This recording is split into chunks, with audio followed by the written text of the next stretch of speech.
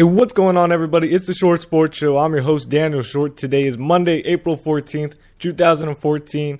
We have a lot of college football news to talk about, actually a lot more than we've had in the past. Also, we're going to talk about should potential NFL draftees have private workouts for teams after Clemson's offensive tackle tore his ACL in a workout. Should NFL draftees do that? Also, we have an MLB, Major League Baseball injury updates. A lot of people going on to DL, a lot of stars, including Texas Rangers third baseman Adrian Beltre. I don't know why I just said that. And Ryan Zimmerman. A lot of players. So we'll go through that. But first, oh man, allergies are terrible in Texas. I'm getting stuck with this. I just had it over just past week, and also, this Texas weather makes no sense whatsoever. I mean, you know, it's like, I don't know, 70-something degrees at right now. Maybe it's 60. They said it was supposed to be cold. Let's check it right now. Just weather update in Texas. Never mind, it's 57. I am completely off. It's 57 degrees, rainy, and just windy like crazy, and it makes no sense because then we got Tuesday gonna be sunny, Wednesday all week sunny, Saturday's gonna be cloudy but sunny, 82 degrees, and then we got Sunday. On Easter Sunday, of course, it has to rain on the weekends. It's crazy here. But anyways, you didn't come here for weather updates. You came here for some sports news, and we're gonna give it to you. First news: Texas Tech named their starting quarterback for the season. Davis Webb will take over for the Red Raiders. Also, Texas junior quarterback David Ash is continuing just injury plagued. Fractures his foot in spring practice. Is expected to be healthy in time for fall camp. David Ash did miss more than 10 games last season due to concussion-related issues. And now Texas is down to 3 quarterbacks. Sophomore Tyrone Swoops, converted tight end, and bear with me here, Miles Onigblue, and walk-on Trey Holtz. Those are the only quarterbacks for the spring. They do have their spring game April 19th this weekend. But also former USC quarterback Max Whittick is expected to attend or transfer to Texas later into the fall. And also one of the top high school quarterbacks, Gerard Hurd, will join the program in June. So that is good news for Texas, at least for, later this season. Thankfully for them, spring camp is wrapping up, obviously concluding with the spring game April 19th, but not having David Ash being the leader of the team, because you really want to convert it tight end to be one of your starters, possible starter for a quarterback, and also just having a walk-on. We've had those walk-on stories where, some of them actually make it big, but we've also had, majority of them just don't make it. And Tyrone Swoops, is he really going to be a quarterback? Can he really develop into a quarterback? Or are they just going to switch him around, put him at wide receiver, do something with him? I'm not really sold on Tyrone Swoops just yet. But we'll have to see for Texas. And obviously they want to get spring over with quickly. Oklahoma quarterback Baker Mayfield was 9 for 9, 125 yards, and 2 touchdowns to help the white team defeat the red 28-13 in the spring game this weekend. Mayfield transferred from Texas Tech in January and cannot play until next year, but did play in the spring game and obviously looked pretty good. Their starting quarterback Trevor Knight did okay, not really too good. I believe he was 5 for 14 with a touchdown. But the major news over college football this weekend was Missouri. They dismissed their star wide receiver, Dorial Green-Beckham, from the team. Head coach Gary Pinkel said this: Dorial's priority going forward needs to be focusing on getting the help it needs. As we have all along, we will continue to do everything we can to assist Dorial and his family. We care deeply about Dorial and his well-being, but hopefully he can benefit from a fresh start. Dorial Green-Beckham had this to say afterwards, quote, "Don't blame my girlfriend or her friends or anything. I'm not looking for sympathy. I thank those who have given me concern. I have been young and dumb, and I want to be better. During my suspension, I'm entering counseling. With help, I know I can be stronger emotionally and spiritually. What happened was Doriel allegedly, or I don't even know if it's, found perfect now because all these reports, you always get different things. Busted through his girlfriend's door, wanting to see her, and I guess they got in some big fight, whatever, blah, blah, blah. Apparently, he pushed either his girlfriend or his girlfriend's friend down 4 stairs. Not 4 sets of stairs, just 4 stairs. So obviously, police were called. And Green Beckham being 6'6", kind of, not hard to miss. But freshman year, Green Beckham had 28 catches for 402 yards, 5 touchdowns. And then last season, as a sophomore, had 59 receptions, 883 yards, and 12 touchdowns. Including a 100-yard receiving game in the SEC championship against Auburn. So for Missouri, they're losing their top 3 wide receivers, 2 of them as seniors, and now now Green Beckham being dismissed from the team. They're gonna have some guys that need to step up quickly, and the depth of that wide receiving core has dropped a good amount. But where, first of all, is Green Beckham going to go? He can't enter the NFL draft until after his junior season, so he will have to transfer somewhere. I believe he can actually sit out this season completely and not go to any school and still enter the NFL draft. I believe that's what I read. Or, he transfers to a Division II school, FCS, and can play there. If he transfers to an FBS school, he will have to sit out a season either way. But if he transfers to FCS, Division II, Division III, junior college, whatever, plays immediately without, getting in trouble or anything, because that's still going to hurt him either way. But it's shocking. It's these guys with so much talent, and he's got NFL. If he continued the way he was going or even got better, and if he still played for Missouri this season, you were looking at not only a top 5 pick, maybe number 1 overall, number 1 wide receiver for sure in next year's draft. And now his future is all up in the air. Who knows where it's going to be? But let me know what you guys think about Doriel Green Beckham. I haven't seen any reports on where he's planning on going. So we'll have to see about that, but we will see. Moving on, Notre Dame will now have artificial turf, and it should be done by August 15th. Jameis Winston, Florida State quarterback and Florida State closing pitcher, is doing it all. This was Winston's week. He had a baseball doubleheader Sunday, a football scrimmage on Monday, football practice Wednesday, 2 midweek baseball games Tuesday and Friday, and much of the last 48 hours have been on the road. And still had his spring game this weekend. He was 27 for 56. Not really that good, but did have 396 yards and 2 touchdown scores. I believe he also threw an interception. And it started off pretty rough for the beginning of the game, but progressed well. 396 yards. And then the next day goes out and gets a save for Florida State baseball. This guy, athlete written all over him, and just a star. It's incredible what he can do.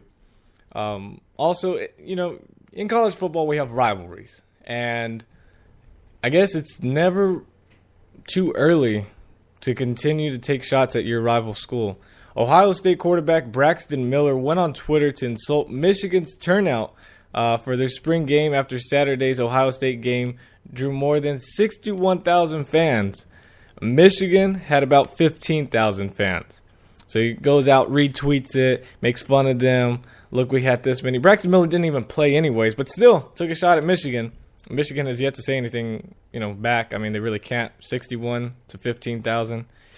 Not really good.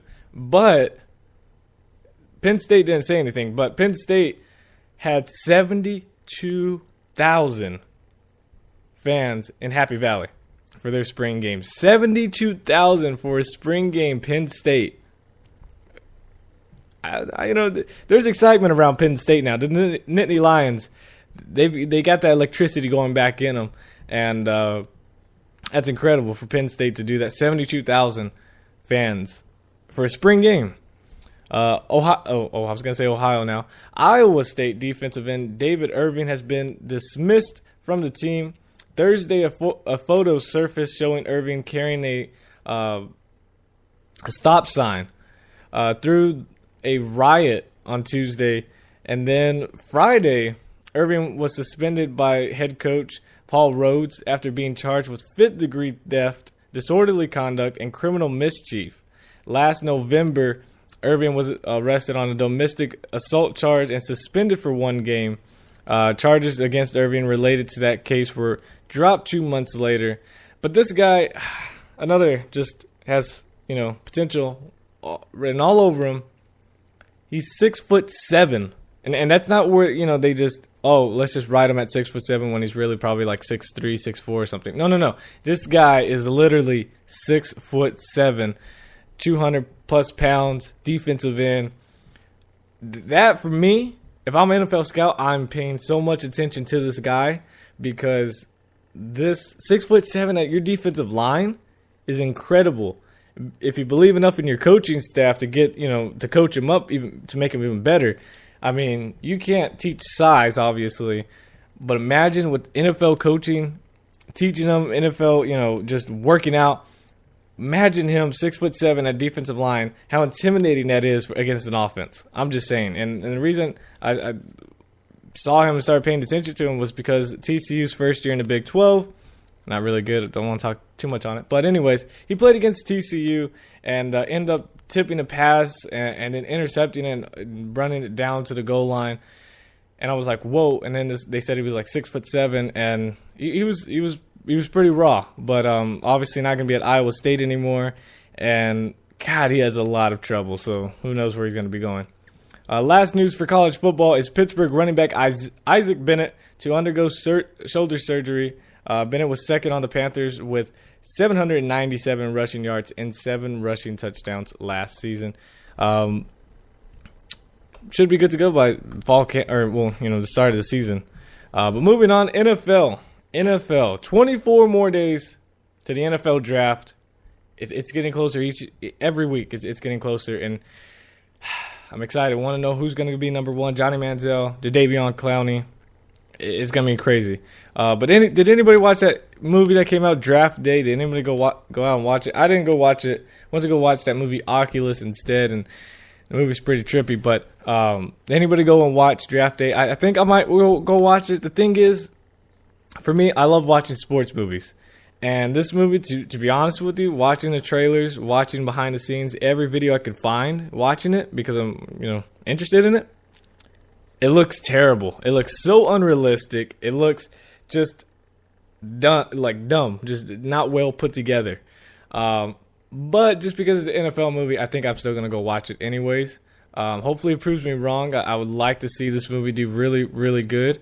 I mean, it should. I mean, I don't see why not, but it looks so unrealistic and so just like fantasy type thing. I don't know. But anyways, if you've seen it, let me know in the comment section. Don't spoil it, but just, let me know if it was good or not. I just kind of interested in seeing it or not watching it. Who knows? Anyways, Jadeveon Clowney, speaking of Jadeveon Clowney, won't do any more private workouts before the draft. And this brings up the topic that a lot of people have been talking about. And that's because Clemson offensive tackle, or I guess you could say now former Clemson offensive tackle, tore his ACL in a private workout, and a lot of people and a lot of agents started seeing this and seeing that this was very, I guess a very good chance that this could happen to anybody in these private workouts.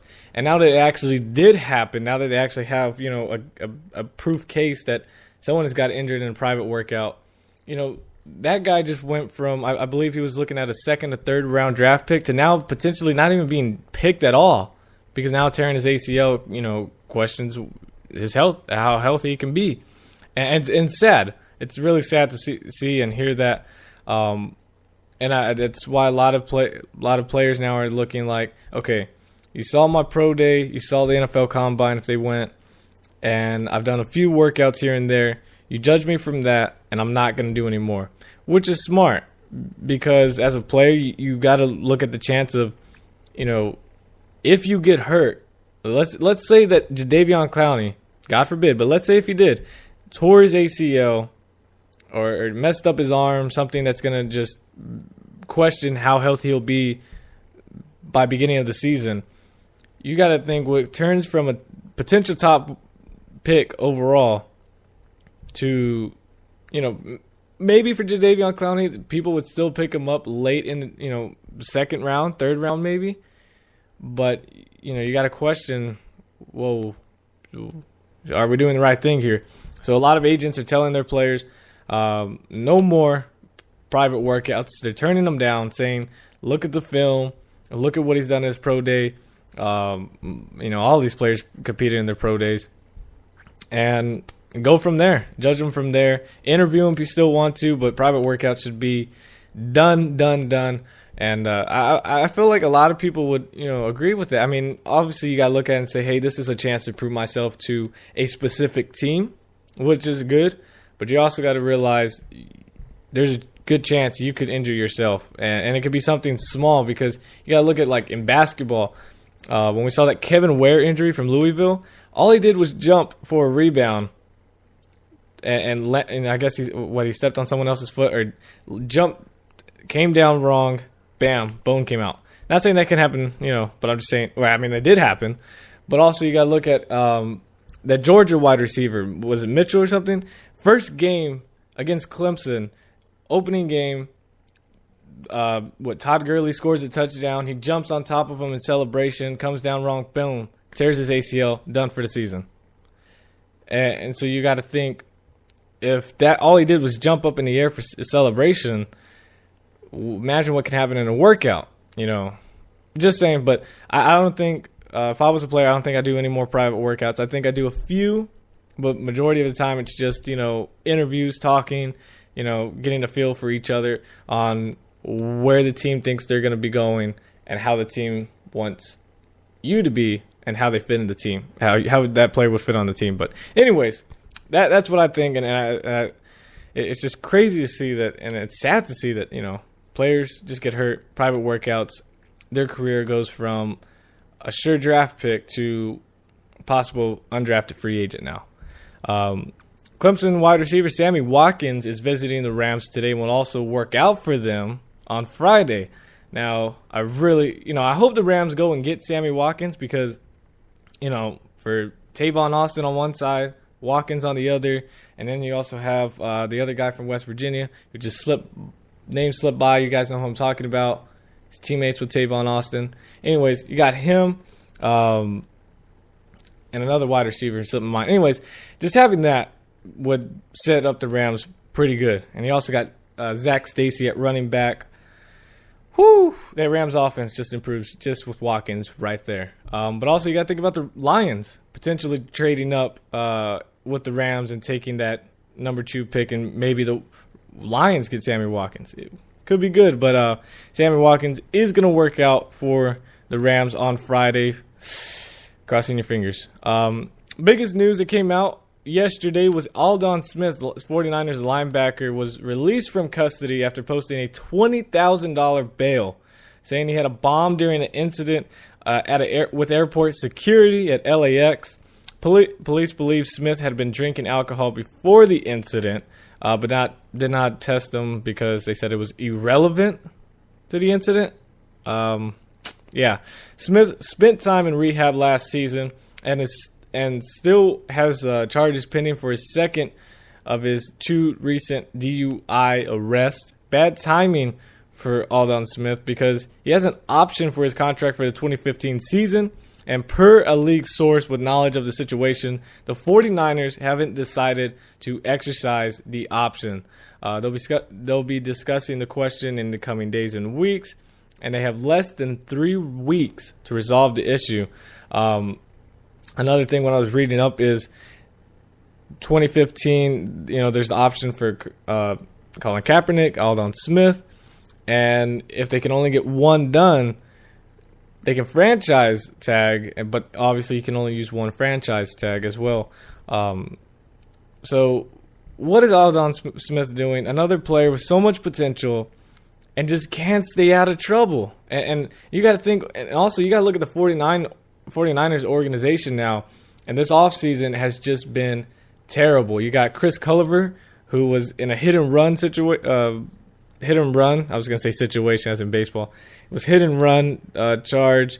Colin Kaepernick, who looks like it was just, I don't know. It's very confusing in that Miami investigation now, whether he was in it with that sexual assault charge with him, including 49ers wide receiver Quinton Patton, and also Seahawks wide receiver, forgot his first name, but his last name is Lockett.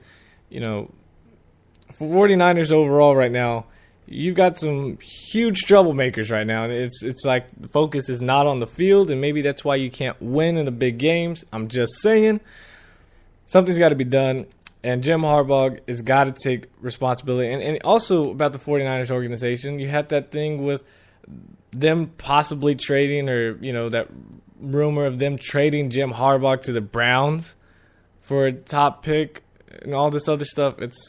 It's crazy right now, and focus has to come clear pretty soon for the 49ers, because if not, things are getting out of hand, and we might see one of the best teams skill-wise completely have a terrible record next season. I mean, if this doesn't get solved, if the focus is not solely on football this season, you know, the Rams are getting better, and they're only going to improve with this draft this year.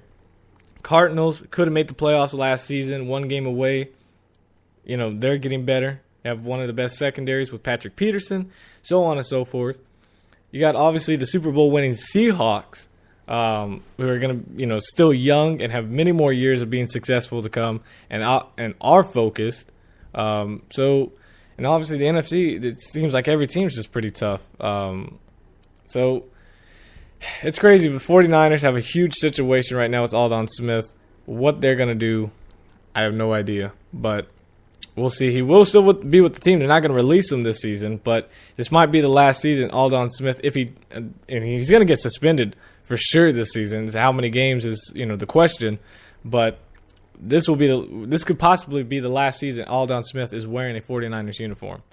Last news for the NFL, again, there wasn't a whole lot, is wide receiver Chad Johnson. Yes, Chad Ochocinco. Yes, Chad Johnson. We were talking about the right one, the one that pulled the Sharpie out of his sock and signed it in the Hall of Fame jacket and all those good times, and then the NFL became crappy and can't celebrate. Anyways, Chad Johnson will work out tomorrow, with the Montreal Alouettes of the CFL, Canadian Football League. Yeah. At 36 years old, Johnson hasn't played since the 2011 season. He signed with the Dolphins after 2011, but was released after being arrested for allegedly headbutting his then wife.